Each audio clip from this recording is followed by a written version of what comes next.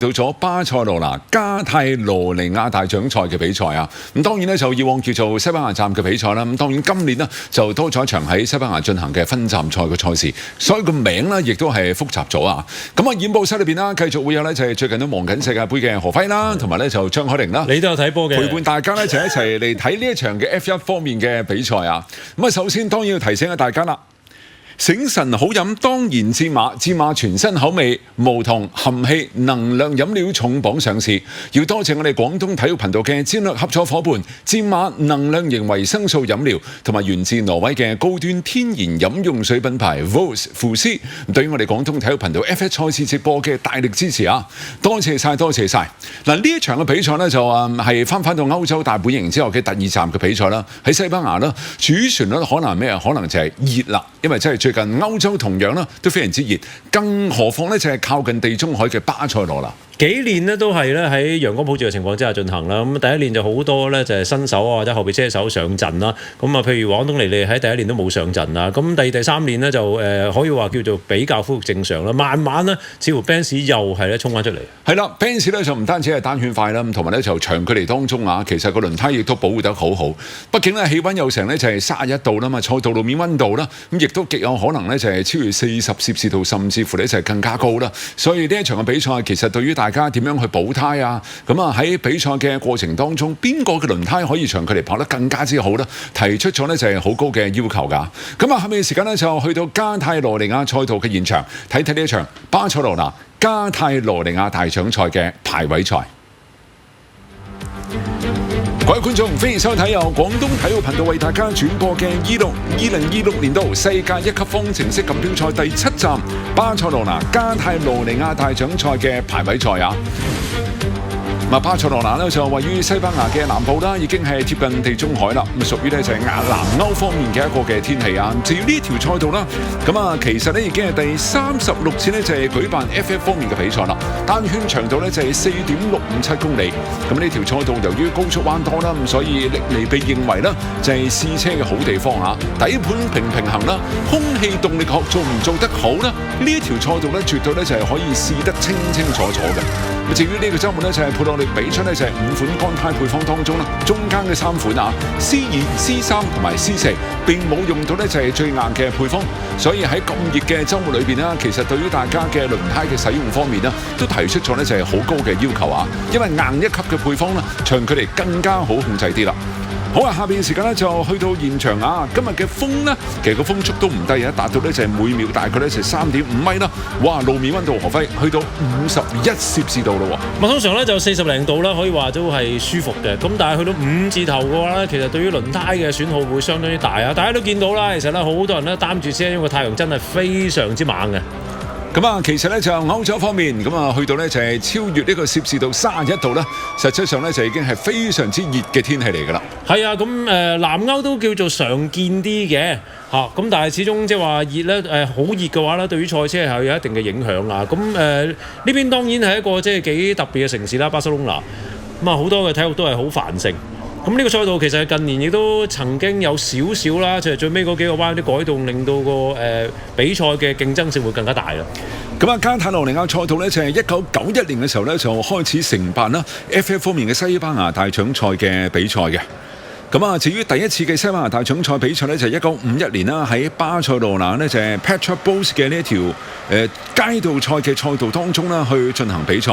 91年之前呢，就有蒙特維奇賽道啦，舉辦過4次嘅比賽啦。克雷斯賽道呢，有5次比賽嘅舉辦經驗，以及呢就係哈拉馬賽道啦，有9次呢，就係舉辦西班牙大獎賽嘅比賽經驗。之後呢，就係集中喺呢一條加泰羅尼亞賽道當中啦。留意下呢，就係積分榜方面啊，安東尼利而家呢可以話係遙遙領先。咁啊，至於積分榜排響第2位嘅車手啦，咁而家就唔再係拿素啊，暫時呢就變成係咸美頓。咸美頓上一場比賽之後呢，反超前拿素2分，咁而家呢就排響積分榜嘅第2位嘅位置啊。咁但係呢就落後安東尼利有66分嘅。咁所以咧就今個週末都特別啦，因為都每年都有一定嘅時間係俾啲新手試車啦。咁啊呢一站咧就Benz車隊第一年咧就頭先提過啊。咁啊安東尼利就冇上陣嘅，變咗拿素咧就可以話叫做多咗一段時間啦，熟悉個賽道。咁當然佢哋對呢個嘅賽道嘅認知就已經好深啦。咁啊，兩位嘅西班牙現役嘅 F1 嘅車手啊，分別咧就係鏡頭見到嘅山尼士啦，以及啱先看台上面見到大幅海報嘅阿朗素啊。咁啊，其實何輝，我今日見到現場觀眾裏邊啦，都有唔少車迷仲係着住啦阿朗素2005年同埋2006年奪冠啦嗰件好經典嘅藍色嘅雷諾嘅 T 恤嘅。咁啊 Van 我就係啊，咁就其實我都有件 Fizz 嘅。係啊，我就係記得啊，所以先同你傾起呢件事啊。天藍色嘅當時嘅顏色真係好靚啊！件衫真係好靚，呢個係事實。咁啊，當然嗰個亦都係咧就阿朗素最輝煌嘅時期啊！之後嘅阿朗素啦，轉戰唔同車隊啦，但硬係同世界冠軍咧就無緣啦，欠缺一啲嘅運氣。咁啊，暫時未遇過一部啦，真正啦可以幫佢奪冠嘅好車啊！咁有時賽車就好需要呢樣嘢啦。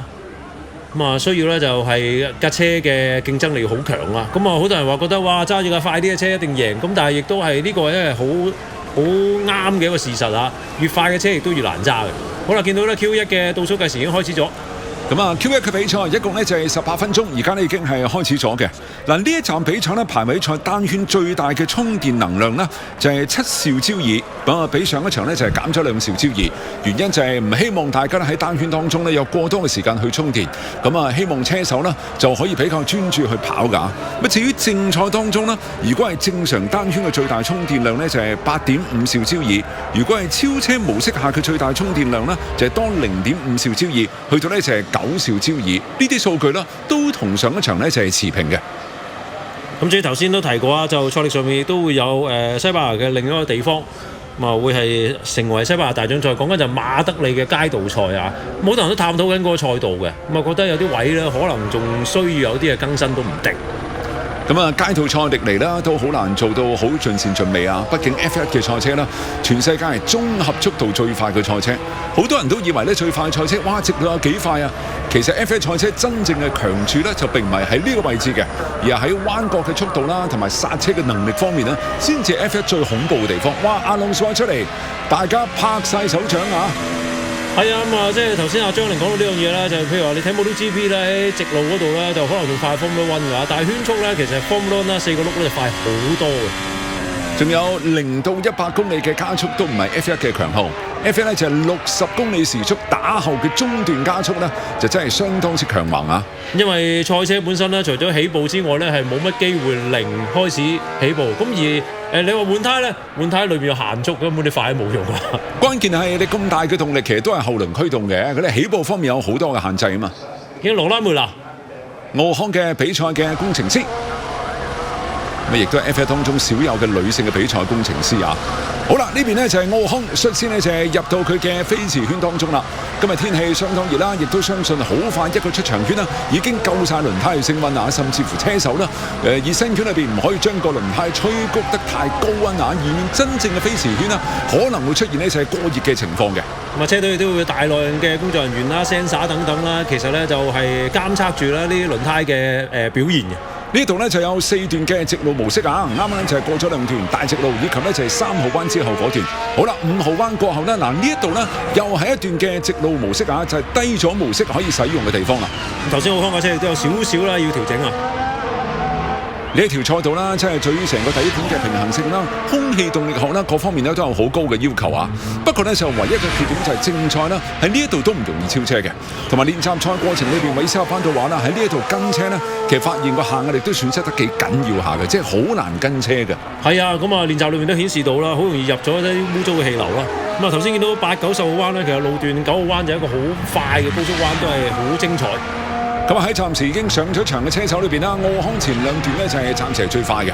好啦，翻到大直路當中，睇下奧康呢一圈嘅圈速究竟係點先？1分18秒171，奧康揸住哈斯賽車，暫時排響第1位。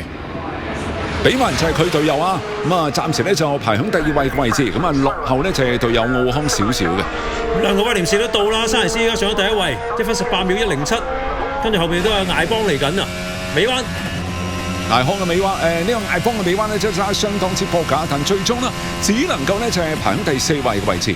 山尼士就話呢，呢條賽道呢，就完全放大咗呢，就係威廉士賽車嘅一啲嘅缺點啊，特別呢，就係高速彎啊、下壓力等等嘅缺點啦，喺呢度呢，就係暴露無遺嘅。阿朗素嚟啦，西班牙車迷心目當中嘅賽車英雄啊！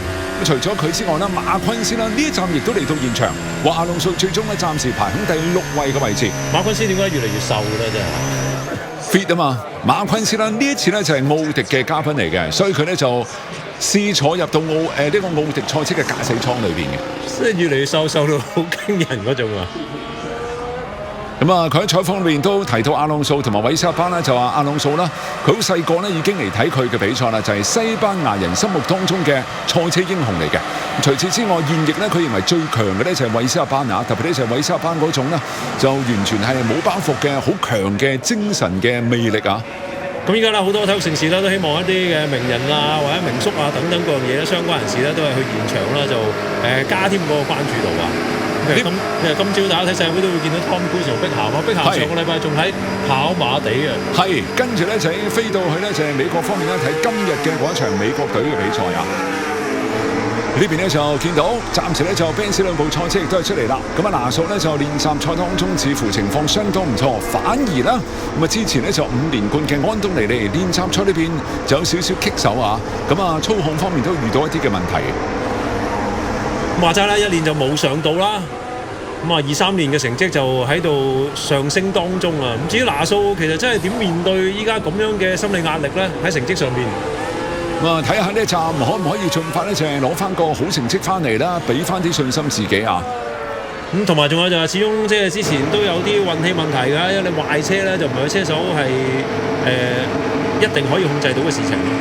聽講邁阿密大獎賽啦，當時拿素咧就練習賽發現架車嘅操控唔好嘅時候咧，就採用咗咧就係阿安東尼利嘅賽車嘅調校嘅數據，結果發現唔錯。咁啊，但係呢個調校數據慢慢引用落去嘅話咧，拿素又會發現好似同自己嘅真正嘅駕駛風格唔係特別匹配啊，所以而家其實拿素都調整緊嘅。的確，佢兩個人嘅駕駛風格其實係有啲唔同啊。拿素咧就係偏傾向於要去精準去揸嘅。咁啊，至於咧就係安東尼利咧就係比較極限化去揸嘅，特別咧就係舊年作為1年級生啱嚟嘅時候咧，我哋都話哇，佢真係好搏喎，但係揸得似乎有少少粗線條啊。但佢今年稍微收一收之後咧，你發現整體嘅進步大咗好多。呢個説話唔知啱唔啱啊 ？Kimi 其實都幾 Kimi 嘅。哇！呢句話我要真係好好地感受下佢內在語係咩先。因為之前啊，萊高倫都係中意甩嘅。雖然冇咁極限化揸出嚟個感覺啊，呢邊咧就見到阿韋斯塔潘，咁啊韋斯塔潘就話呢個週末嘅車嘅感覺非常之唔好啊，高速彎、中速彎、低速彎感覺都係冇咬地力嘅。咁啊試音響就大件事啦，中音又唔準，低音又唔夠穩。咁啊不過咧就喺之前 FIA 嘅評估當中啊，呢一站之前咧就紅牛福特嘅呢套內燃機啦，被稱為咧就係動力最強。韋斯塔潘就話唔係啊嘛咁樣，係啊，再同大家講啊，唔係成套動力系統，而係動力系統裏邊嘅內燃機部分，暫時紅牛福特係最強嘅。因為呢樣嘢大家要結合總體嘅表現出嚟咧，其實內燃機啦、總體嘅動力系統啦、波箱啦等等各樣加埋好多嘢。咁啊，所以紅牛而家咧都提醒 FIA 咧要重新去審睇有冇問題啊。通常呢個測試咧就以裝響傳動軸上邊嘅傳感器啦，俾出嚟嘅數據咧就去作準嘅。反正咧就如果係按照呢一個嘅情況落去話咧，變咗紅牛咧就係冇呢個可以提升內燃機嘅各種 quota 嘅。係啊，咁呢個好緊要啊，因為即係落後嗰啲咧係有更加多嘅資源啦，可以去研發去追翻嘅。雖然嗰個相差可能只係講緊2%啊3%啊，但係呢個都係一個爭取成績嘅一個門檻啊。係啊，仲有你有額外嘅錢可以使啊嘛。呢邊韋斯塔潘前兩段暫時咧就係紫色啊，咁啊比起之前嘅車手咧係明顯要快好多嘅。而家侯根堡暫時咧就係排喺第一位嘅位置，韋斯塔潘快侯根堡0.602，1分16秒352，暫時咧就排喺第一位。留意下咧就係哈斯嘅兩部賽車咧，其實中性態做出目前嘅圈速嘅。加斯利嚟到第3位嘅位置。嗱呢一站之前呢，有一個消息啊，就係加斯利啦喺呢一個摩納哥站當中嘅處罰咧就係取消咗，結果加斯利係重新攞第3，但係你一改咧，其他都被判超速嘅車手咧就開始蠢蠢欲動啦。喂，我要唔要上訴啊？咁樣，所以而家呢件事都有啲複雜啊。好啦，嗱，克羅爾暫時快過韋斯塔潘0.388，嚟到第1位嘅位置。咁啊，其實阿張學良都發表過文章啦，嗰個係一個算術問題嘅。我突然間諗到，即係等於咧，你喺太空，你經過蟲洞由 A 去到 B，冇跟佢設計嘅路線，咁係快咗，但係唔關我事啊！我呢件嘢嘅速度其實冇快到噶嘛。係啊，呢邊安東尼呢嚟到第二位，下積呢就係落後0.463喺第4位嘅位置。哇！拿素而家呢就係率先刷新圈速啦，嚟到第1位，快過勒克萊爾0.247，跟住輪到呢就係勒克萊爾嘅隊友呢就係咸美頓，亦都係嚟緊啊！不過咸美頓呢個週末就覺得個車唔係咁順手嘅，但最終依然快過拿素嚟到第1位嘅位置，快過拿素0.092，非常之微弱嘅優勢。連伯特呢就係嚟到第6位，係快過下積嘅。咁啊，維修班嘅情況就要睇埋咧，就係啲大車隊啦，即係尤其是兩個快利啦，同埋兩架 Benz 嘅成績。呢一站特別要講下呢，就係勒克萊爾啦。勒克萊爾啦，上一場佢就話撞牆嗰一刻呢，佢4個剎車裏邊只係傳感器話俾佢知啊，即係剩翻1個剎車係工作嘅啫。咁啊，不斷呢就係投訴剎車問題啦。所以呢一站呢，佢採用咗呢就係咸美頓嘅搭配啊，依然係用 Brembo 嘅剎車鉗，但係咧剎車碟咧就用咗 CI 有一隻 Carbon Industry 嘅呢個牌子，咁啊同咸美頓而家嘅搭配係完全一樣嘅。咁啊呢件事其實引起咗好多議論啊，特別 Brembo 咧就話：哇，我哋同你合作咗咁多年，你點會走出嚟咁樣批評我哋咧？咁啊呢件事真係睇下慢慢啲剎車表現係點啦。而家黑白旗呢就係俾到咸美頓啊，就喺某啲區域裏邊就係揸得過慢嘅嚇。好啦，呢邊咧我哋見到啊，比亞斯齊、麥亞倫呢個週末似乎都幾有競爭力下嘅。睇睇比亞斯齊，但最終只能夠排喺第5位嘅位置啊。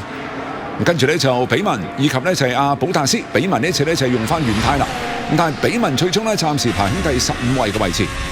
保達斯嚟緊啦，凱迪拉克車隊尾彎。咁啊呢個位咧13、14號彎咧，其實咧以前就係有個 chicane 喺度啊。咁啊，而家普達斯咧就排喺第19位嘅。咁啊，同頭車相差就非常之遠嘅。咁至於頭先比亞斯齊咧，其實距離啊咸美頓啦都有成0.5幾秒，都好多啊！呢度見到山尼斯，係咯55號啊，山尼斯嚟嘅，會落胎1號彎落胎啊！咁結果咧就必須要行翻呢條通道㗎。如果正賽裏邊，哇爭啲啊，中咗個應該係類似發泡膠咁嘅牌，緊緊避到。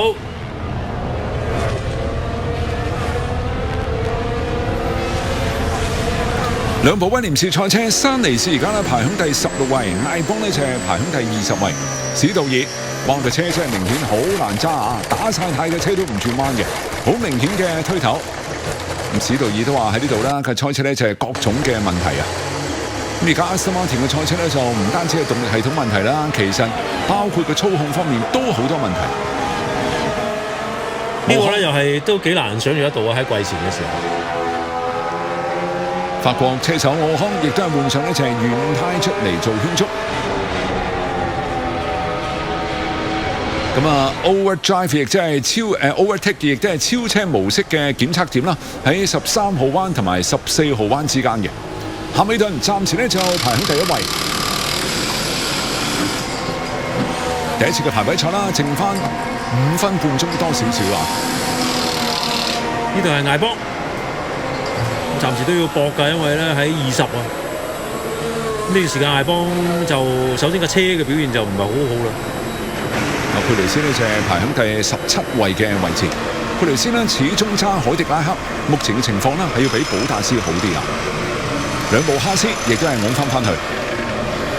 咁而家呢就剩翻最後一個飛馳圈俾大家去試下啦。未合格嘅車手呢有佩雷斯、奧康、保達斯、艾邦、阿朗素以及呢就係史道爾。咁即係佩雷斯咧更加就已經係攞個分啦。咁啊呢樣嘢，如果你話喺凱迪拉克車隊嘅實力嚟講，其實都係好寶貴。咁啊見到好多觀眾嘅遠睇都睇到潑線啊！咁啊今次咧其實咧就F1咧就應該喺世界盃咧就唔使安排啲車隊睇波啊，因為個時間係完全唔撞。咁啊佩雷斯上一場嘅比賽呢，就本來爭啲以為佢哋終於咧就有分攞啊，但出之咧就變成係阿朗素咧成日攞到國分。係啊，咁啊收尾係都係攞唔到啊！咁但係算係接近啦。係啊，其實幾可惜㗎。因為作為一支新軍嚟講啦，同埋喺個賽車仲未成熟嘅情況之下呢，要攞分係唔容易嘅。嗱，見到山尼士嘅爸爸啦，老山尼士咧亦都係現場㗎。阿朗素亦都曾經話過啦，老山尼士先至係真正咧西班牙車迷心目當中嘅第一英雄啊！梗係啦，嗰陣時即係WRC 世界冠軍呢個係好難嘅事情啦，即係好傳奇級嘅車手啦。後嚟咧就係達加汽車拉力賽啦，亦都係好犀利啊！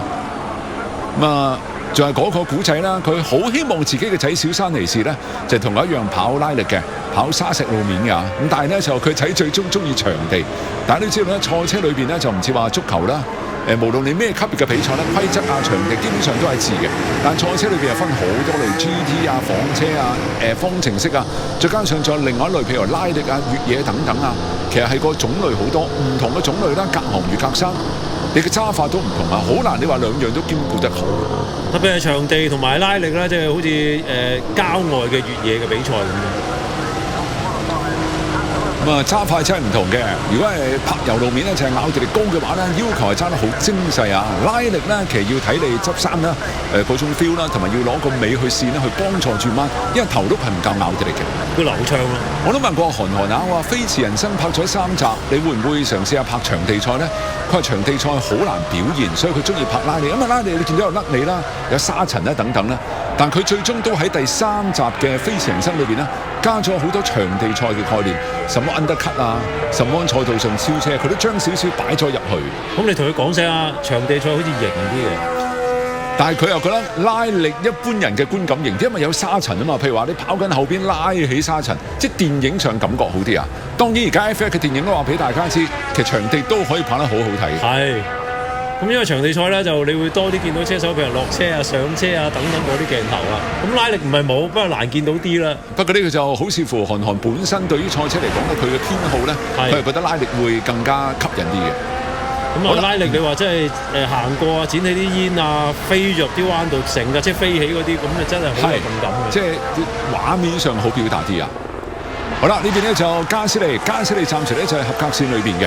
嗱，講起阿爾卑車隊啦，又有一個大傳聞啊，就聽講布里亞托尼以及佢哋一個意大利奢侈品牌嘅贊助商咧，好似係全力傾緊，希望將阿朗素咧帶翻到阿爾卑車隊裏邊嘅。咁啊，G 字頭都有贊助仙拿啦，之前都提過啊。同埋你知啦，就係阿朗素前2個世界冠軍啦，當時係布里亞托尼做車隊經理噶嘛，係布里亞托尼亦都係將佢一手咧帶入嚟培養出嚟嘅世界冠軍。當然布里亞托尼都好勁嘅，舒密加亦都係佢帶佢自己嘅巴列頓車隊成就舒密加前2個世界冠軍。咁揾到好嘅拍檔或者團隊，其實呢個都好重要啊。咁而家加士利咧喺度做緊圈速，咁所以啲擁躉亦都係咁揈旗啊。呢個消息其實都有少少炸裂㗎，因為聽講都好多消息源啊，唔係淨係一個消息源咧，就係指出呢樣可能性。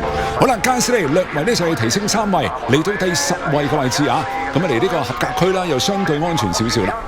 隊友哥拿賓道最新圈速排響第10位，哥拿賓道純速度啦，最近的確咧就係進步好快啊。艾邦目前排響第20位。博一博嚟到第15位嘅位置，但呢個位置好危險啊，未必代表一定係安全嘅。何根寶，德國車手何根寶，尾彎出到嚟直路當中，暫時個位置，哇嚟到第5位，呢個速度真係快啊！武康15位就有少少危險啦，跟住係比文嚟到第11位。奧康而家咧就跌到落去第16位噶啦，第16位咧就啱啱好係合格線啊！咁艾邦依家喺17啦已經。阿朗素，冇辦法啦，暫時係墊底嘅。山尼士16位，奧康變咗唔合格。係阿朗素，如果你話離開 Aston Martin 都唔出奇啊，因為始終即係車嘅問題啦。咁另外，如果你話真係咁嘅話，其實 Aston Martin 都可能醞釀一啲嘅大變啊，因為史道爾其實都曾經表示過咧，係想完結佢嘅F1生涯。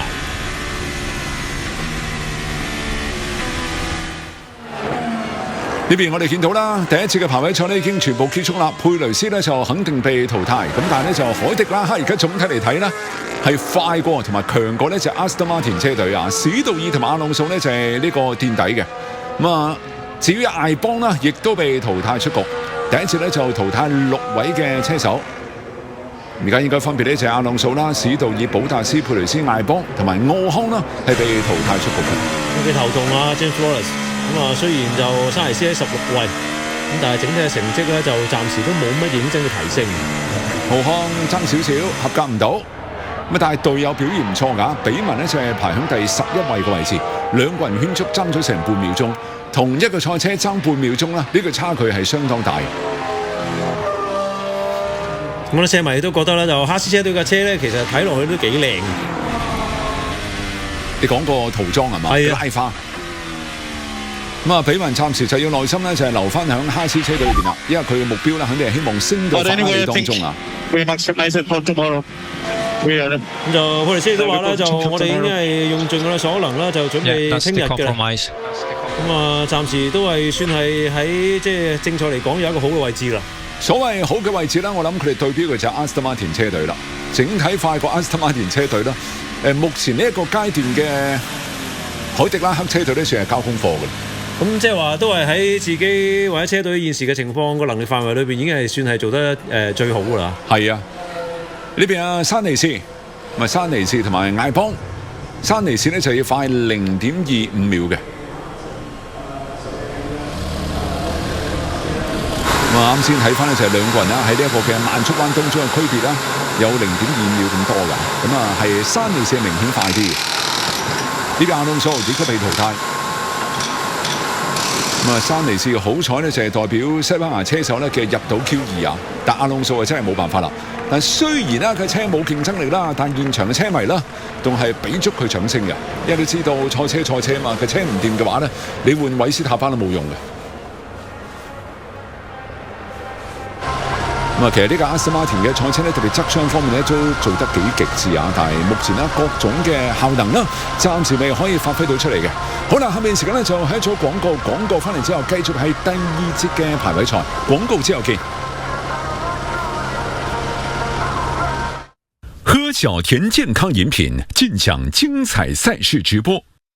踏遍青山，心裏亮堂，歲月不老，獨自鏗鏘，清風作伴。喝小田健康飲品，盡享精彩賽事直播。醒神好飲，當然戰馬。戰馬能量型維生素飲料，更受年輕人喜歡嘅中國能量飲料。CBA 聯賽官方贊助商，醒神好飲，當然戰馬。擔心保心茶，提醒你稍後請收睇。熬夜相伴，王老吉；燒烤聚會，王老吉；吃香喝辣，王老吉；清涼舒暢，三花三草，怕上火，喝王老吉。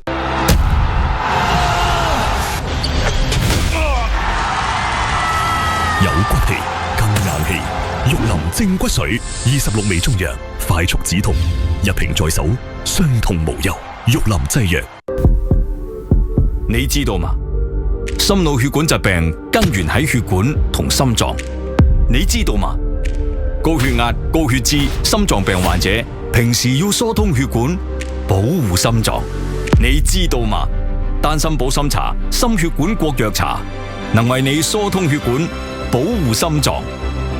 記住啦，疏通血管，保護心臟，飲丹參保心茶。九江雙蒸，廣東體育頻道白酒品牌戰略合作夥伴。九江雙蒸，純糧、蜜香，醒得快。廣東的雙蒸，世界的蜜香。繼續係現場直播緊嘅巴塞羅那加泰羅尼亞大獎賽，今年嘅名啊，啱先見到呢就阿根廷國旗裏邊呢就係哥拿賓道嘅名，因為哥拿賓道呢就阿根廷嘅車手，呢個係美斯嚟添，唔係係哥拿賓道。咁啊，啱先同何輝都話過啦，今年嘅世界盃啦，同呢一個F1 方面嘅歐洲方面嘅比賽呢，就個時間係唔重疊㗎，所以就變咗大家唔使喺現場睇，咁啊睇完 F1 之後呢，可以大家翻酒店翻屋企再去睇世界盃嘅比賽。我哋講嘅現場觀眾。車隊就趕到飛起啦，因為以往其實搭咗一個好似演唱會咁嘅台，好大俾佢哋睇嘅。咁但係依家咧就係啱啱有少少搭住㗎。咁即係搭住意思就係呢邊完嗰邊就開，咁佢哋又要做完自己嘅嘢，再翻酒店啦，就睇下趕唔趕得切。啱先見到咧就係阿勒克羅爾嘅 fans 啊，呢邊咧就係繼續係阿哥拿芬圖嘅 fans。不過都睇一睇個賽序啦，因為下個禮拜其實係冇1分嘅，咁所以咧就如果你車隊睇波咧就容易啲，因為要隔一週啦 F1 先至會再響奧地利方面去進行比賽啊。比文同埋奧康嘅一個對比，咁啊見到咧就比文大部分咧快過奧康啊，奧康咧就係幾段嘅短直路裏邊啦，其中有2段咧就係呢個 straight mode 啦，亦即係直路低咗模式啦，就略為快啲。哇！真係哥拿芬道嘅 fans 都相當多啊，同埋都有啲順便㗎啦都，或多或少。好熱啊，潑晒先。咁歐洲都係啦，即係會出太陽嘅話咧，就會係個感覺熱好多。安東尼你而家咧就排響第4位嘅位置。咁啊，有人亦都係俾出一張相啦，因為上一場咧喺摩納之前有一場嘅比賽咧，就佢同阿咸美頓同埋阿韋斯塔潘企上頒獎台啦。咁啊，兩位前輩咧就係將佢托響個膊頭上舉起身啊。咁啊，原來咧就之前曾經當佢係小朋友嘅時候咧，呢2位嘅 F1 車手曾經將佢舉過起身，就2016年嘅時候，2018年嘅時候。咁啊，結果咧就過咗應該係8年之後咧，咁啊結果呢位嘅小朋友啊成為咗 F1 車手，仲要攞冠軍添，都幾得意啊！呢個就係體育嘅魅力，你睇住一代一代人去傳承。譬如話，拿素以前係曾經有張相係追大概2008年嘅咸美頓簽名，跟喺後邊小朋友嚟嘅，咁而家變咗咧就係呢個 Benz 車隊嘅當家車手。咁啊，維地都試過好細個舒麥加幫佢頒獎，所以呢個真係體育嘅魅力就喺呢度啦，一代代去傳承。咁啊，例如艾卡拉斯啊，同我拿度啦，係啊，細路仔華國特同阿奧運啦咁樣嚇。頭先都影到咧，就係唔係個車隊啊，影到嘅真人就係索保先生 Peter Sauber， 索保車隊嘅創始人都相當犀利啊！索保車隊都帶出過好多好優秀嘅車手啦。Kimi 咧其實都喺索保車隊當中起步。咁其實咧就呢啲即係比較人名嘅車隊咧，都顯示到咧就 F1 啦，或者成個體育界啦。咁由一啲熱身嘅人士創立一啲隊伍，再慢慢進入一個好機構化或者係好集團化嘅情況。不過就可惜嘅就係現時 F1 方面啦更加職業化啦，咁啊成個嘅專業程度好高啦，變咗私人車隊啦，其實暫時講好難生存。就算而家嘅威廉士車隊咧，其實都已經唔係私人車隊嚟㗎，因為而家需要太多資源啦。冇錯，任何體育運動都會有咁嘅情況啊。你睇而家啲車隊名，法拉利啊、Benz 啊、Aston Martin 啊、紅牛啊，包括呢個阿爾卑啊，以及就算哈斯車隊啊，都係啲廠名嚟嘅，好大嘅贊助商嘅名嚟。咁而好多譬如話足球咁啊，好多係啲大嘅公司啊、基金啊等等嘅，甚至乎網球都越嚟越都係，雖然你一個人打，但係都越嚟越咧就係集團化嘅。係啊。好啦，呢邊咧就 Q2 其實已經起咗標㗎。Q2 咧會再淘汰多6位嘅車手。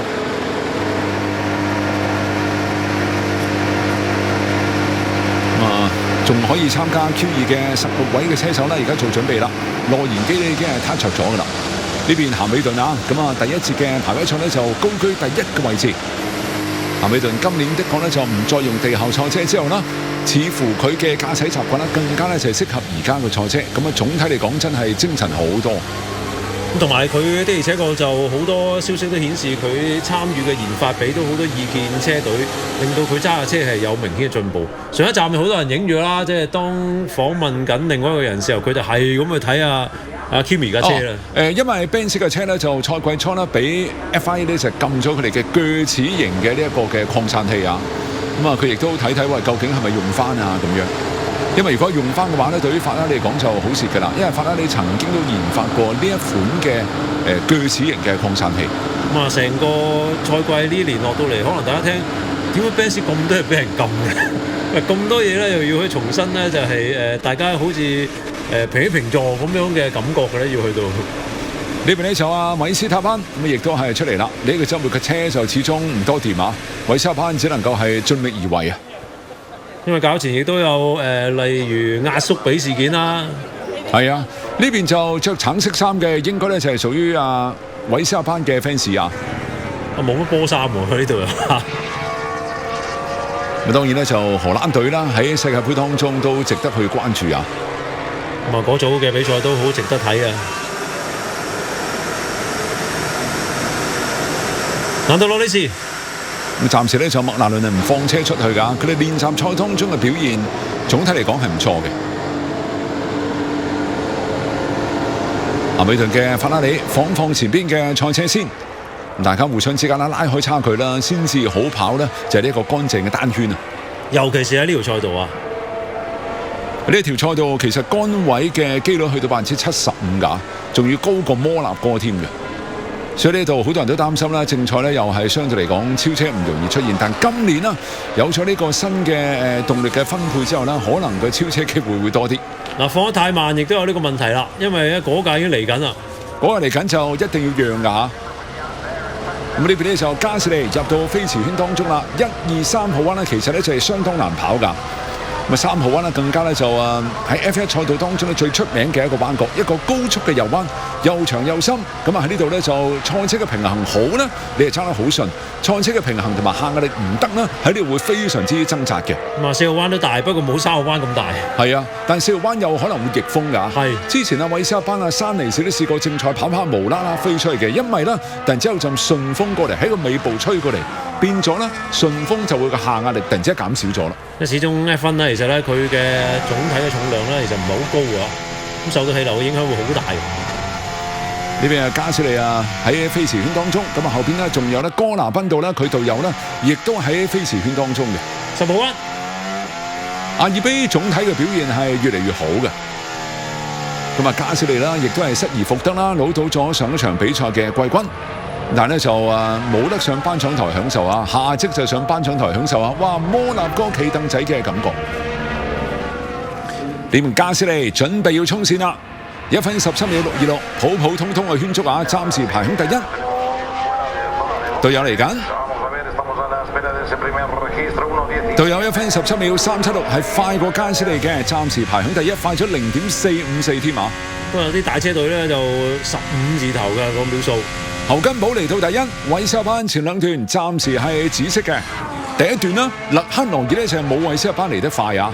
好啦，韋斯塔班嚟到尾彎當中，出彎睇下韋斯塔班最終呢一圈先，暫時排喺第一，1分15秒484，個圈速都可以啊！係啊，勒克羅爾喺第二段當中。咁啊！呢一場比賽咧就換咗新嘅一個牌子嘅剎車碟啊 ，CI 嘅剎車碟，但剎車鉗呢依然咧就係沿用咗呢隻 Brembo 嘅。會出得多啲咧，咁啊要睇下圈速嘅情況啦。安東尼利第二段係紫色嘅，嗱克羅爾前兩段都唔夠韋斯塔班嚟得快。最後兩個彎。個尾彎就出彎唔算係用個賽道用得好盡啊，都上到第一咯喎。係啊，咁啊第三段係紫色，應該係第三段零舍快啊，最終呢就係快過韋斯塔班0.203嘅。安東尼利，咁啊第二位嘅位置啦，慢過勒克羅爾0.014。睇睇拿素同埋咸美頓啦，非常之關鍵嘅兩個人。尾彎，呢度係尾二個彎，呢個係尾彎。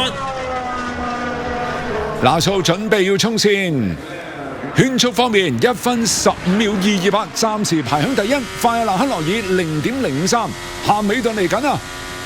但係呢圈第4啫喎嚇，1分15秒418，暫時咧就係冇乜提升啊。侯根堡由於係曾經4個撈出8屆啊，所以個圈速係取消咗，所以依家係 low time。比亞斯齊第9啫喎，洛里士衛冕世界冠軍嘅洛里士去到尾彎。出彎速度似乎都可以啊，但最終唔快嘅。兩部嘅麥拿倫啦都唔快啊，洛里士第8，比亞斯齊第10。越嚟越個感覺好似咧就係兩個 Benz 同兩個法拉利咧會喺前4位咁啊。係啊，咁啊韋斯塔班咧就啱先第3段啊，點會爭咁多呢？其實前兩段咧我睇翻嘅時間係唔慢嘅。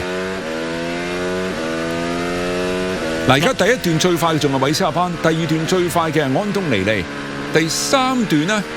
暫時嚟講，我哋見到最快嘅車手呢就係勒克羅爾嘅。頭先你拿素啦，咁啊真係要奮發圖強啦。拿素1分15秒228，暫時呢就排喺第一。勒克羅爾同埋咸美頓嘅對比我哋見到啦，彎角特別呢就係慢彎裏邊，勒克羅爾呢就係快少少㗎。咁啊，咸美頓呢就喺直路啦，咁啊以及呢就係一啲嘅中速彎裏邊呢就會比阿勒克羅爾略快啲。唔通真係關個剎車事？上場我諗好多人都話勒克羅爾係咪揾藉口啊？嗱，老實講，一位嘅 F1 車手咁職業咧，佢話剎車唔掂，成個周末都嗌緊啦。我相信係有啲問題嘅。咁再加埋摩納哥啦，即係尾灣嗰度個地面又出現咗啲問題啦。咁啊幾樣嘢加埋，咁的而且確係成個禮拜都嗌緊嘅，即係練習啊等等一路都喺度嘈。洛里士就話佢嘅尾轆啦，經常咧容易咧就係 lock 住咗啊。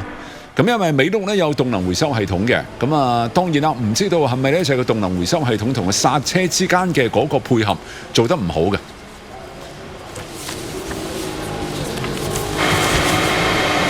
醒神好飲當然之馬，跟住嚟我哋睇睇呢一站嘅精彩瞬間，進入到我哋嘅戰馬能量時刻。睇睇下洛里士先，係咪話個尾部會 lock 住咗呢？呢度好明顯咧，就係中間有啲嘅修整，但問題似乎唔大啊嚇。哦，呢度尾部明顯向外擺甩甩嘅。嗱，有咗動能回收系統之後啦，其實今年咧剎車系統有一個嘅問題咧，就係個剎車用少咗，因為個動能回收系統強咗，咁你變咗有時剎車貼嘅溫度係唔夠高，因為碳纖維嘅剎車系統咧，你要溫度夠高咧，先至有剎車力嘅。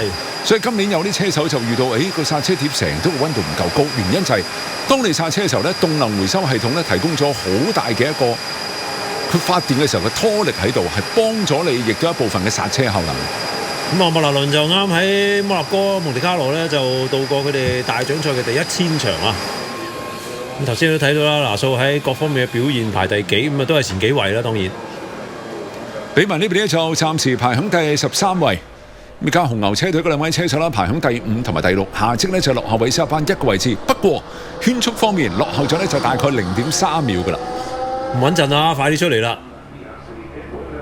而家未合格嘅車手呢，有波多列圖啦、哥拿賓道、比文、加斯利、山尼士，仲有侯根堡。侯根堡呢就係完全係冇圈速，因為嗰圈呢，何輝啱先介紹過4碌出8界係取消咗圈速嘅。咁至於麥拿倫，由於都提過啊，位置唔係好穩陣，第8同第10，所以都係比之前係早咗出嚟啦。第8、第10，特別係比亞斯齊嗰啲嘅第10，絕對好危險啊！洛里士落後頭車0.639，呢個差距真係有啲遠。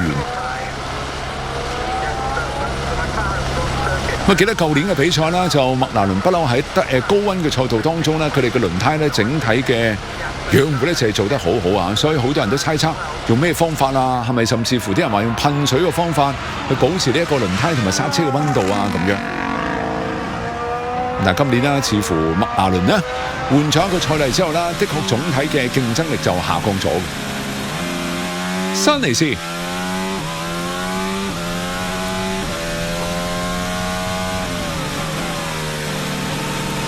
因為大部分嘅 F1 車手都嚟自歐洲啦，歐洲不嬲就係每個國家嘅足球運動都好普及啦，所以 F1 車手咧大部分踢足球咧都踢得下㗎。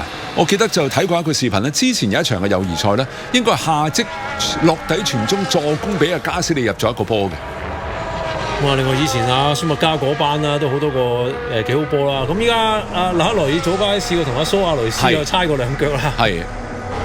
咁啊，韋斯塔潘亦都有唔少相啊，係着住成套嘅呢個足球裝備去嘅。係。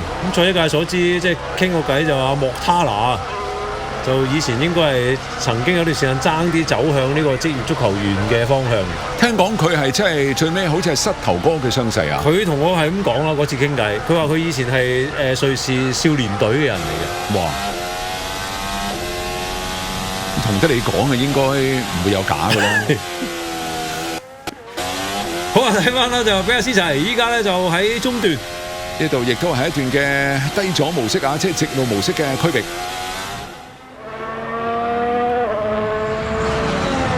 比亞斯齊真係要加把勁啦，而家只係排喺第10位嘅位置。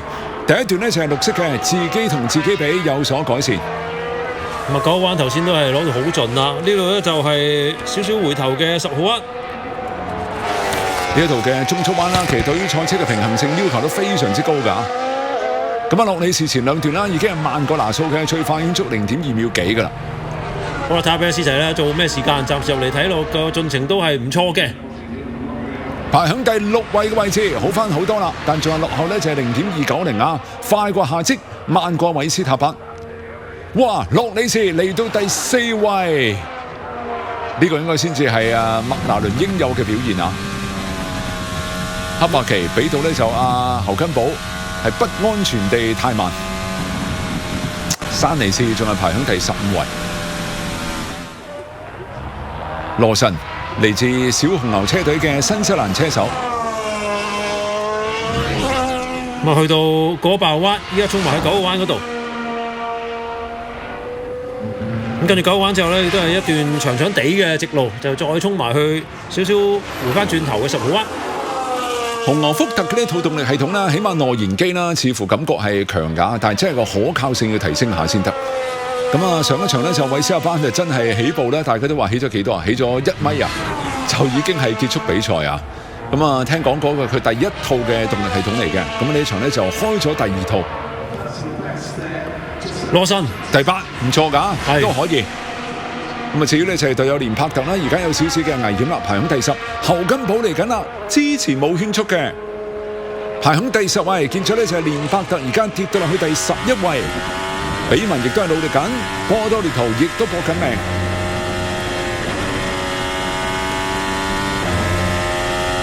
比文最終位置喺第12位，合格唔到啊，最終係被淘汰出局嘅。跟住呢就係巴西車手波多列圖啦，仲係排響第12位。直升機真係好靚啊！波多列圖可以翻去快啲接受採訪開會，跟住可以睇下巴西嘅比賽嘞喎。加斯利食埋飯先都得，係加斯利13位啊，亦都被淘汰出局嘅。法國隊就未出場嘅，未都係難踢啊！第一場係啦，哥拿賓道亦都被淘汰，阿根廷亦都未出場。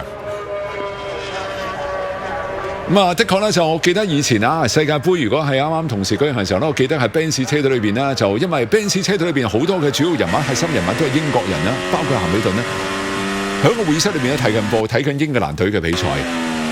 好啦，咁最終被淘汰有呢一個嘅連伯特啦、波多列圖啦、哥拿賓道、加斯利、比文以及呢就係山尼士。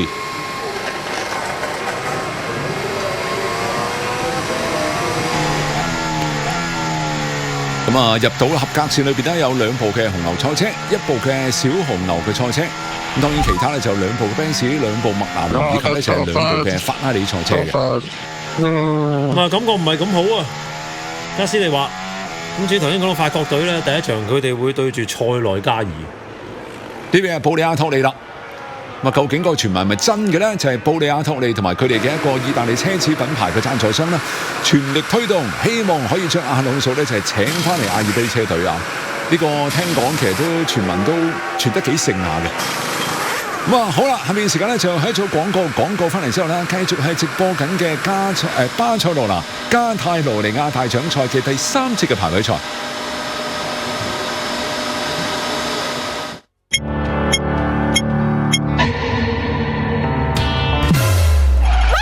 哎呀，你嫌命長咩？你唔知有部車嚟嘅咩？我隻眼蒙查查咁樣睇唔到有車嚟添。你以為隻眼蒙查查係小事啊？到有事嗰陣啊，就係大件事啦！睇嘢費力，眼睛蒙查查，快撥打好視力護眼專線400-670-1066 400-670-1066。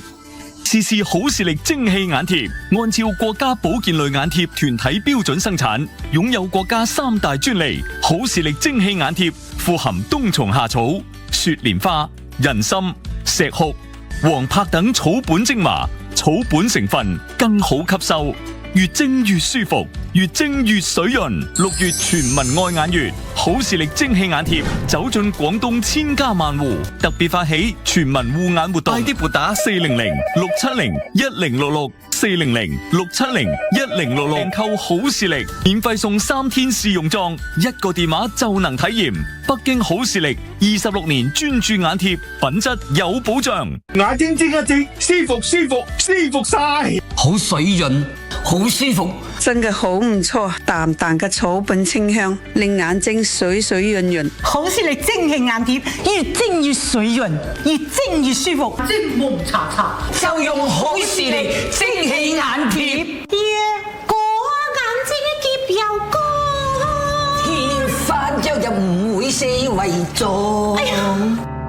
唉，老婆，個電視機做咩蒙查查嘅？好似有層膜咁。你啊，你再唔保護個眼啊，我睇下你點睇電視啊！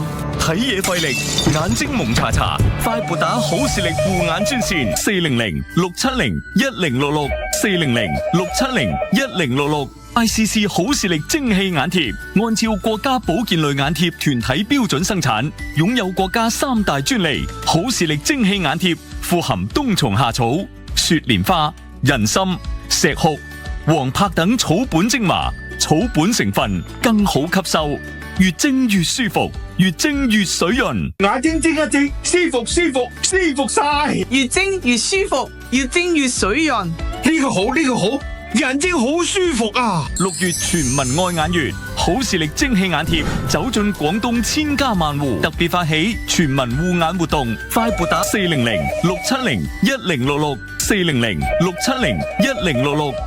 訂購好視力蒸汽眼貼，免費送3天試用裝，唔滿意仲可以退。北京好視力26年專注眼貼，品質有保障，大品牌用得零舍放心。睇完唔滿意啊，仲唔使錢啊！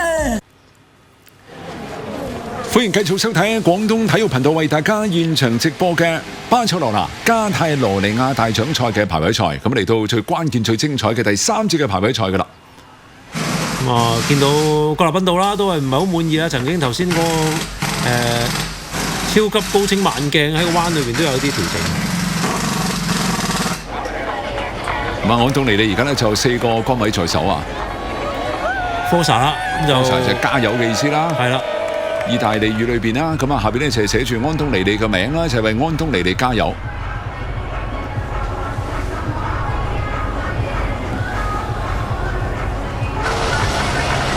咁賽車運動啦，喺西班牙方面啦，都係相當之受歡迎㗎。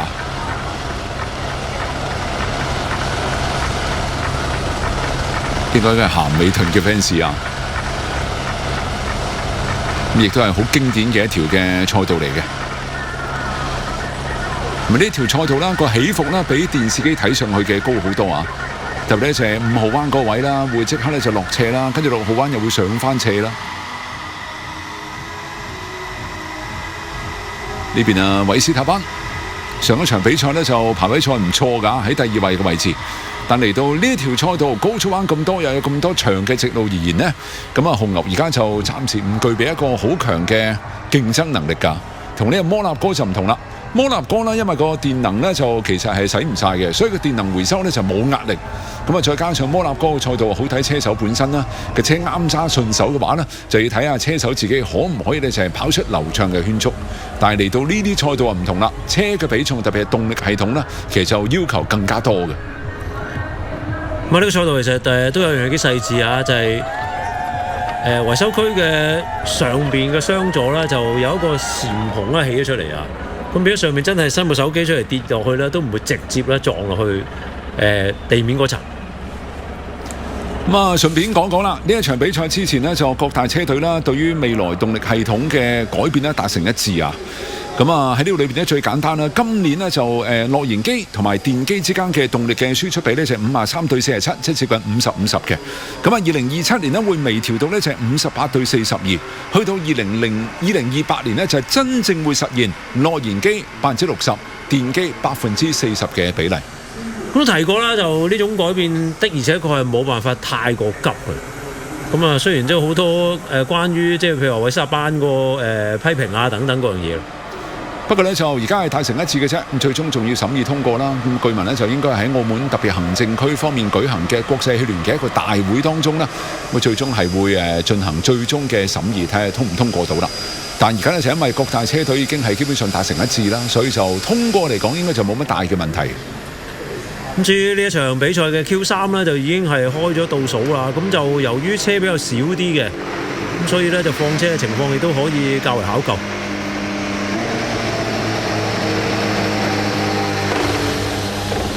麥拿倫似乎都係想出去先啦。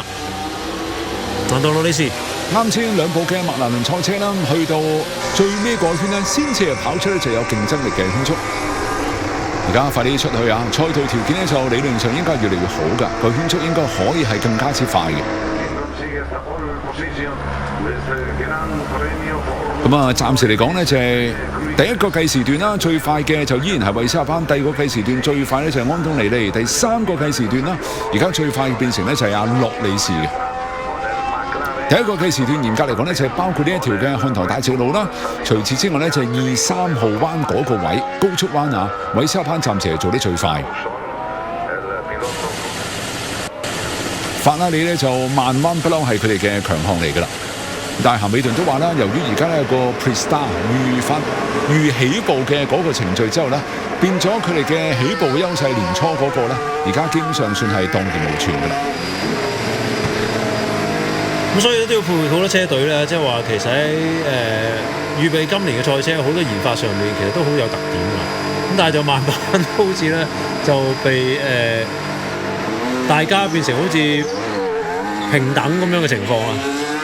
對於賽事嚟講呢，就唔希望出現一枝獨秀嘅情況嘅。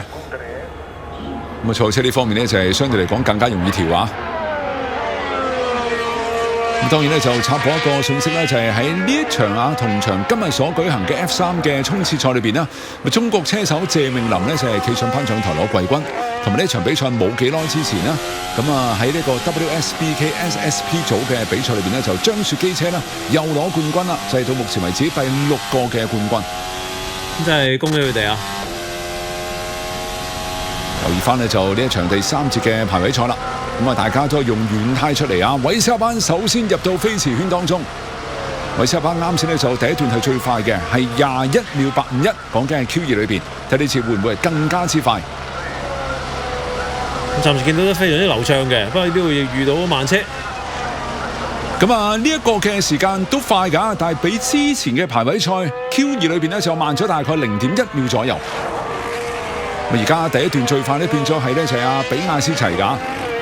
嗱，比亞斯齊呢個最快時間呢，都唔夠韋斯塔潘啱先 Q2 嘅最快嚟得快。咁啊，蘭道內士都係。大家第一段嘅差距係非常之細㗎，攞到好盡啊！第二段、第三段呢，就紅牛車隊嘅劣勢。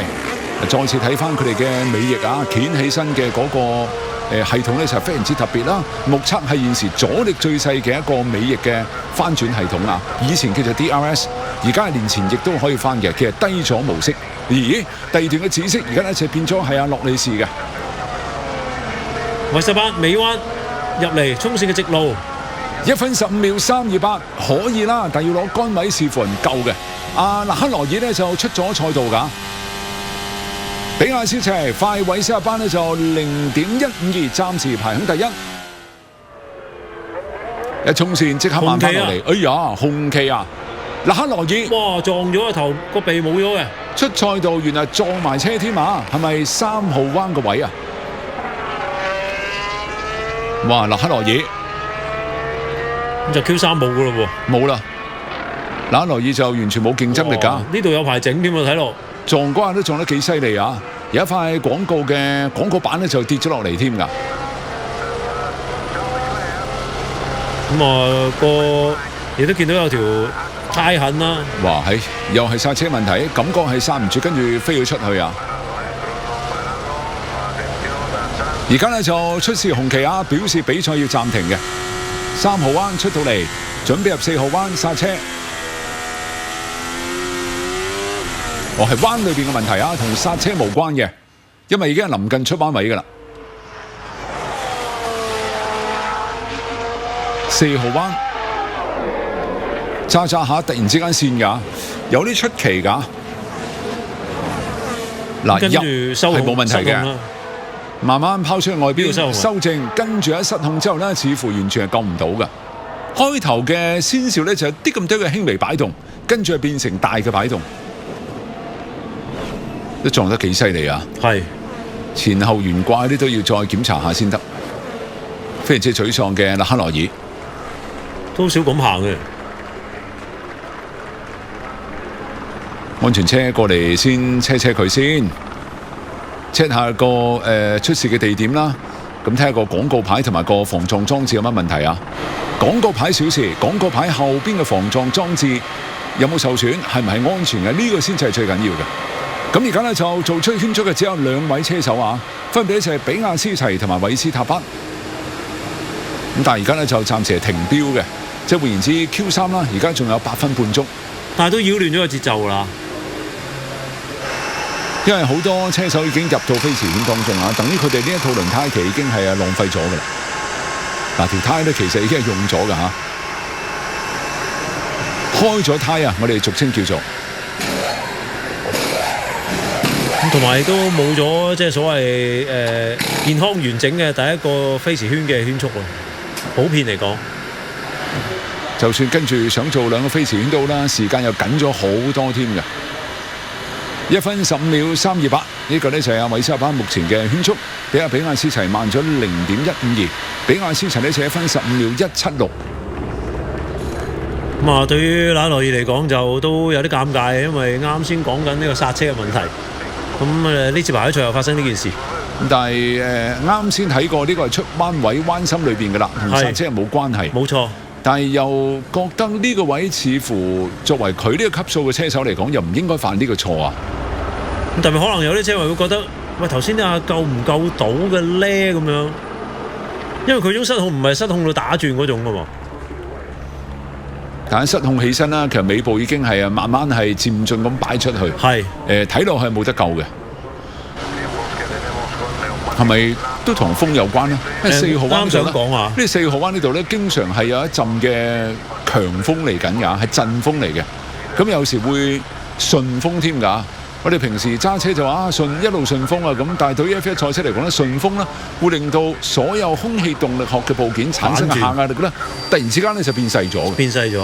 所以唔知係咪風嘅問題啊？即係明明個氣流係由車頭若干速度佢個係數係100咁向住車尾行嘅，就係因為順風嘅關係咧，可能100變咗80咁樣，咁啊成架車其實所有嘅下壓力啊嗰樣嘢就變晒嘅。特別如果係側地方更加麻煩。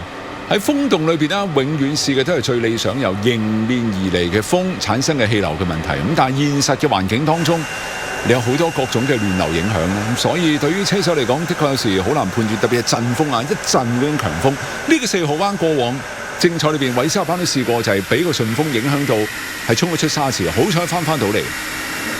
咁其實大家如果睇現場啲觀眾啊，或者睇啲樹都會間唔中都會見到㗎。係。啲騎士都係啊，突然間嘅。大家等緊呢個紅旗啦，究竟幾時可以結束啦？因為對於大會嚟講啦，亦都要檢查個防撞系統問題啊，唔係話淨係將勒克萊爾嘅賽車清理出去咁簡單。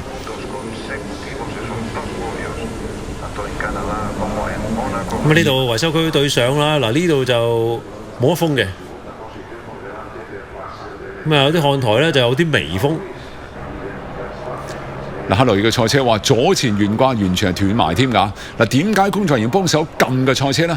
因為前邊嘅嗰個前翼咧已經係跌咗㗎啦。本身咧而家嘅 F1 賽車由於係混合動力系統之後咧，個車頭車尾咧就車尾偏重啲嘅。而家冇埋個翼之後咧，就更加個尾重啊！所以有工作人員幫手撳住個車頭。以前如果就只係內燃機嘅嗰個年代，特別係 V8 嗰個年代咧，你一吊起身咧就個人幫手控制方向得㗎啦，唔使撳，因為前後係好平衡。但係而家咪又多咗電池啊、電機等等咧，個尾部係重好多。再睇一次啊，入彎，聽聲先，聲又好似冇乜嘢喎，冇乜嘢，係咯。嗱呢度喐喐，咁啊，亦都係賽道外側嘅呢個位，係咪路面亦都相對係污糟啲啦？多啲嘅灰塵啦。咁跟住佢應該係有好短暫係曾經向左扭嘅。嗱，如果唔係話好嚴重嘅個人嘅駕駛嘅失誤話咧，一個咧就係賽道外側呢個位咧小車行啊，一個灰塵多，咬地力會差嘅。另外一個咧就係因為呢個4號灣過去係有好多例子，呢一度容易有陣風嘅，咁啊會唔會尾部嚟嘅一陣陣風，或者側邊嚟嘅一陣側風，係真係影響咗喺呢個中速灣裏邊嘅空氣動力學嘅下壓力嘅狀態？頭先影啲觀眾嘅時候，大家留意下嗰啲樹啊，其實係喐得好犀利㗎。呢度畢竟其實喺地中海嘅海邊㗎嘛。係。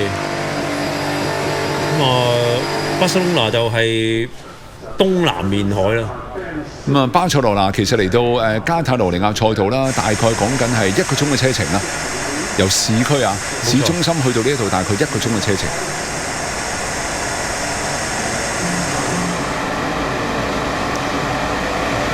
咁啊，對於車隊嚟講，要諗諗呢8分半鐘啊，究竟係跑1個飛馳圈定係點樣樣啦？但第一套胎呢，基本上大家都係嘥咗嘅。除咗應該係拿素係咪未出過嚟呢？好啦，咁啊而家呢，就大家出嚟排隊先啊，因為預期呢，就應該好快可以恢復比賽啦。係啊，仲有大概4分鐘啊，唔夠4分鐘，咁就會恢復比賽啦。講緊呢，就係西班牙當地時間晏晝嘅5點03分。就理論上得翻9架車，咁交通就唔會擠塞嘅。咁但係咧就時間有啲尷尬啊！相信第一個圈一出嚟就應該要搏噶啦。一出嚟停喺度啦，有2個問題啊。一個咧就個內燃機嘅溫度要留意下咧，就慢慢會升㗎，因為賽車係冇我哋所謂嘅散熱風扇啦。我哋平時揸嘅汽油車塞緊車頂個水溫都唔會高咧，因為有個電子線喺度吹嘛。但係賽車係冇嘅，要留意咧就係引擎嘅溫度啦。除此之外咧，就係你咁樣出嚟停喺度嘅話咧，本身嗰個胎氈幫你包嘅溫度啦，因為靜止緊，你慢慢係會個溫度降翻低嘅。咁我哋平時揸車就有啲唔止1把風扇添。咁啊，即係停成3分幾4分鐘都算係多啊！但係而家因為時間緊啊，要出去霸頭位先，呢個好緊要。嗱，啱先韋斯塔潘同埋比亞斯齊就係因為佢哋早出去，早做飛馳圈，所以而家有成績在手。咁啊 ，Toto Wolff 就唔知想去邊度啊？咁啊，唔知道就啱先阿勒克羅爾啦，呢一件事引發嘅紅旗會唔會有少少打亂咗 Q3 大家嘅一個部署節奏啊？咁啊，睇嚟係應該會嘅，至少。即係話齋你做2個飛馳圈中間間隙啊，定會唔會係即係做唔到2個飛馳圈呢？真係要睇啊！而家仲有大概2分半鐘就會重新恢復第3節嘅排位賽。哇！呢鏡頭睇下呢紮嘅賽車啊，啲空氣動力學嘅部件咧相當型啊，特別咧就側身前邊嗰個略為有少少逆向嘅外八嘅嗰個擾流器。咁啊，希望將輪胎產生嘅亂流啦、內外側咧可以分清楚，該有嘅導入到擴散器車側，去到尾部擴散器；唔該有嘅嗰啲亂流咧就引翻去賽車嘅外邊嘅位置。頭先呢紮鏡頭好有紀錄片 feel 啊！係啊，咁啊，同埋就頭先阿張玲介紹到呢啲空氣動力部件，就始終即係話要科技越嚟越高啦，先至可以製造到出嚟咯。同埋呢個週末啦，另外一項呢就係國際頂級嘅賽車盛事啦，利曼24小時耐力賽啦，亦都要開跑啦。咁啊，都係南歐啦，法國嘅勒芒啊、小鎮啊嗰度要開始比賽啦。LMP 組嘅比賽呢，你可以睇成呢就一架冚住4個轆嘅有頂嘅方程式嘅賽車啊，但係要跑24。係。其實佢哋個空氣動力學好做啲㗎，方程式賽車最難嘅咧就係4個轆喺外邊，呢4個轆一定係會產生到亂流，所以點樣將呢4個轆產生嘅亂流好好地引導開，留翻啲靚嘅氣流去利用俾賽車做下壓力啦。其實呢個永遠係工程師嘅難題啊。咁而 Hypercar 就唔同啦 ，Hypercar、LMP 啊，圓形賽車就唔同啦。咁你有嘢冚住4個轆咧，嗰個氣流相對容易做好多啊。同埋當然啦，勒芒因為有超長嘅直路啦，特別係嗰條 Mulsanne 嘅大直路啦，所以佢哋唔會將個下壓力做得好高，因為下壓力大咧就會帶嚟直路阻力越大。好啦，咸美頓亦都係出嚟。咸美頓呢一場比賽其實睇起身，無論個人狀態啦、賽車嘅狀態都幾有機會咧去爭奪杆位嘅，但係佢嘅隊友勒克羅爾啦，咁而家其實已經係退出比賽。嗱，呢紮車等咗成3分幾鐘啊，咁啊咸美頓出嚟咧就停留就會係接近1分鐘啦，少好多嘅。啱先係下職前邊呢就係安東尼利、洛里士其實好可惜啊！啱先就勒克羅爾撞車之前啦，洛里士其實飛馳圈都去到應該後半程㗎啦。好啦，仲有最後嘅15秒鐘。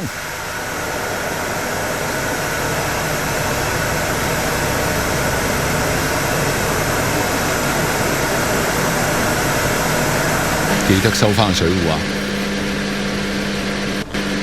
好啦，維修區出口而家應該係着綠燈啦，冇錯。咁啊 Q3 比賽而家正式恢復。拿素掛檔，我頭先手動適合呢個釋放離合器。係頭先都影過佢嘅比賽工程師啦，咁啊阿德尼啦。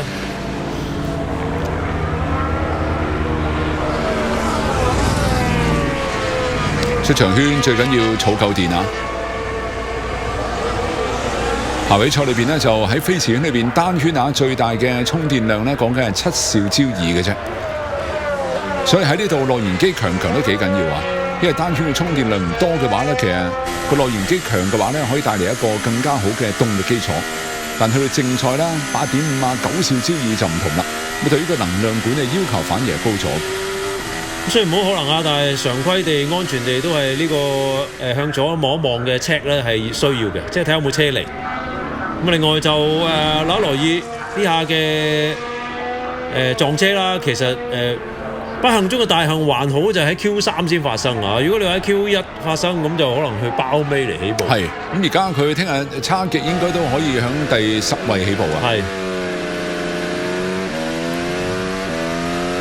拿蘇咁對於兩部 Benz 賽車嚟講呢，就都有機會爭奪杆位，特別拿蘇呢個週末呢，就成個車好順手嘅。安東尼利準備入到飛馳圈當中，佢呢就係第一個出 pit 口嘅。入到飛馳圈啦！過去5連冠嘅安東尼利呢一場比賽有冇機會嚟翻個6連冠呢？我想睇下呢段揸得順唔順先嚇。3號彎非常之緊要啦，1、2、3號彎呢其實係連貫嘅彎角嚟嘅，大家要好好地呢就係分配個咬地力同埋個線路啊！嚟到啱先呢就係勒克萊爾出事嘅4號彎，勒克萊爾係4號彎出彎位出事嘅，暫時順利通過。第一段啊，暫時嚟講只係綠色嘅啫，唔夠韋斯塔潘之前喺 Q2 當中嚟得快。拿素揸太慢啊，亦都被黑白旗警告嘅。咁所以大家睇到秒數，其實拿素佢哋安東尼都幾遠，呢度都係順利嘅。拿素第一段係唔錯㗎，慢比亞斯齊呢就唔夠0.1㗎。咁安東尼利前2段過後慢比亞斯齊啫0.014，所以第3段安東尼利要加把勁啦。前2段揸得嚟講暫時仲係唔錯嘅，但依然落後。最後2個彎位好講節奏啊！跟住最尾一個彎角入到看台大直路，安東尼利最尾圈速係最終哇！第3段慢咁多啊，慢0.238。至於拿素咧，暫時係進程係相當之唔錯嘅。拿素第2段係紫色嘅30秒316。哇！安東尼利第3段輸好多啊！拿素會唔會都第3段輸呢？尾彎會唔會一個好時間呢？冇錯，嚟到第1位，快過比亞斯齊0.031，拿素暫時排響第1。夏美頓嚟到尾彎衝線。最尾嘅時間係排響第6位，哇！唔係嘛，慢半秒咁多啊，有少少令人感覺呢個差距有啲出奇㗎。哇！成個圈都唔算好順利啊。嗱，韋斯塔潘因為有咗第一個飛馳圈係有效之後啦，佢而家正常係等第2個飛馳圈啊。因為理論上排位賽越靠後呢，嗰個賽道條件係越嚟越好嘅。哇！拿素快比亞斯齊0.031，咁快韋斯塔潘0.183，韋斯塔潘似乎睇起身仲係有啲機會再搏前少少嘅位置。咁你可以話韋斯塔潘同比亞斯齊就常規地嘅2個圈啊，正常嘅2個圈。夏美頓真係唔知點解慢咁多，慢成半秒，呢個真係冇估到。即係佢又唔一定係第1，但慢0.565排響第6位喺下積後邊有少少令人感到驚奇嘅。睇有冇慢鏡睇翻啦，譬如話第1段咁會唔會係有啲咩問題出現過啦？同埋啱先呢揸遲出嚟做第1個飛馳圈嘅車手，嚟未一次翻去再換胎呢，似乎嘅時間係嚟唔切嘅。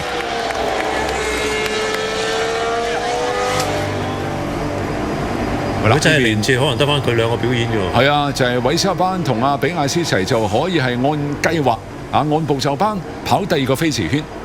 而家剩翻3分零啊嘛，真係唔夠㗎。通常就係3分零出嚟啦，最尾嗰個圈。睇下啦，睇下大家搏唔搏到嘅時間啦，唔係話完全冇可能嘅。呢度唔入去即刻再出去啦。安東尼利就好似比賽咁樣啦，出邊換胎啊！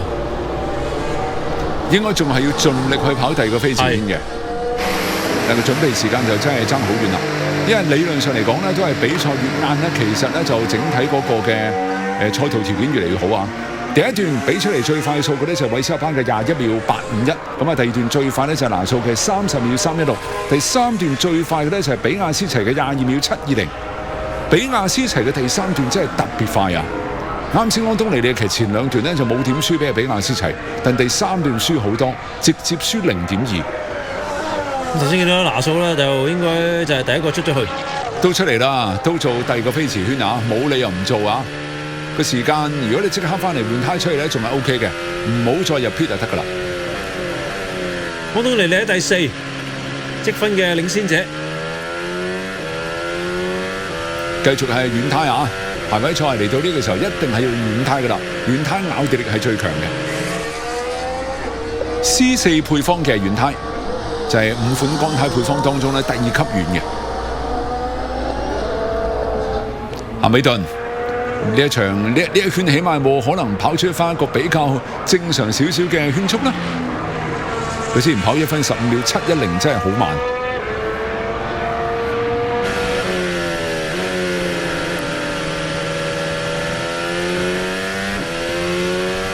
安東尼利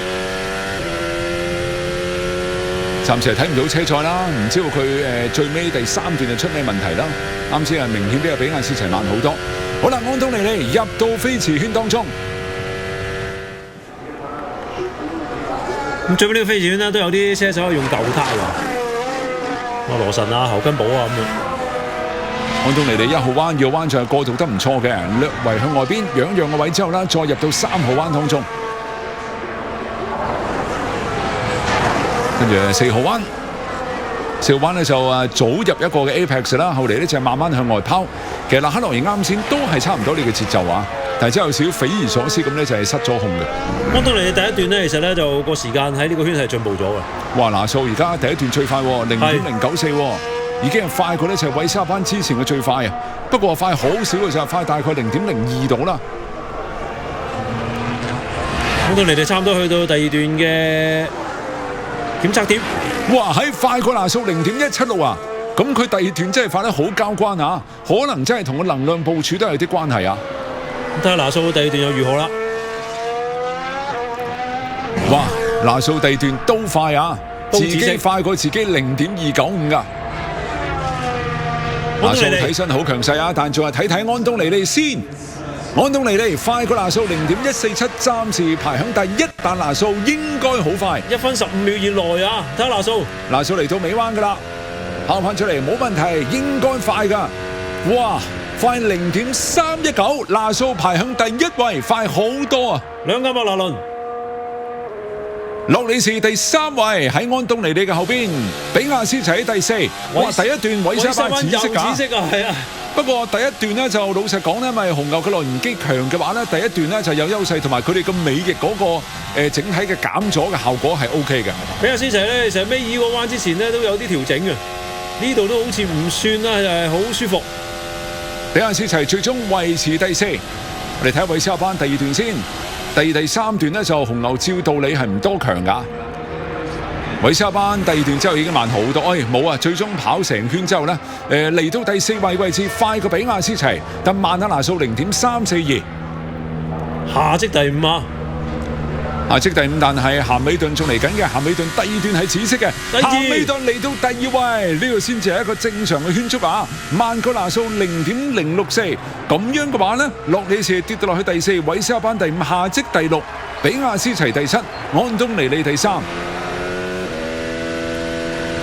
咸美頓呢一圈1分14秒7啊，幾乎比佢第一個飛馳圈快1秒鐘，所以佢第一個飛馳圈咧肯定係有問題嘅，好唔正常嘅。不過就冇鏡頭可以睇翻啦。呢度咧就恭喜拿素啊，1分14秒679喺呢一場比賽當中呢，就係攞到咗杆位嘅。咁啊呢個亦都係拿素啦，職業生涯第10個嘅杆位。咁啊近排其實佢一路個排位賽表現都冇問題嘅，都係強勢嘅。咁啊，同埋亦都係拿素咧，就人生第一次喺呢一條賽道攞杆位。再賽到啲 feel。Nice to feel the groove again。哇，托魯沃夫都好快出嚟啊！德連讚咗佢之後咧，托魯沃即刻出嚟你咩感覺啊？咁樣啊，即係其實有少少咧，就係鼓勵佢嘅。係啊，因為拿素而家真係其實好需要鼓勵啊，好需要打一支嘅強心針。咁而家攞個杆位係一個好嘅開始啦。但係正賽呢，就因為今年嘅總體嘅電能部署各方面比較複雜啊，排位賽攞杆位，但正賽唔代表一定係容易守得住。恭喜晒拿素，第一次喺呢一條賽道贏到杆位，同埋呢就係佢職業生涯當中第10個嘅杆位。拿素咁啊，你話身高咧就明顯比阿安東尼利真係高好多嘅。揸卡丁車嘅時候咧就唔係好事嚟㗎。就算呢啲車依家哇喺呢度，就算一個方程式都好啦，因為始終如果係身高嘅話，始終佢嗰個重心咧，就算坐咗一半人落去咯，都係高過嘅其他人啦。嗱，你睇下大半個頭嘅。夏美頓唔錯啊！夏美頓今年整體嘅狀態咧就有所提升啦。而對於法拉利嚟講咧，嗱克羅爾就 Q3係撞車嘅，咦自己架睇喎。咁我可能睇下有冇爛定點啊頭先。安東尼利攞第3，咁啊同練習賽相比之下啦，都叫做係有進步啦。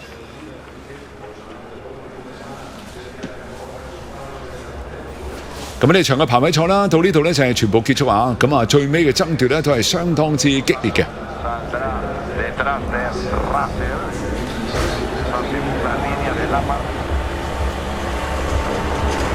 稍後呢亦都係等緊呢就係排位賽前3位嘅車手嘅採訪。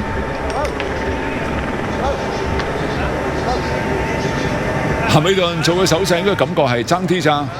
爭啲我就可以快過你㗎啦，但真係好可惜啊！暫時咧就夏美頓仲未攞到杆位嘅。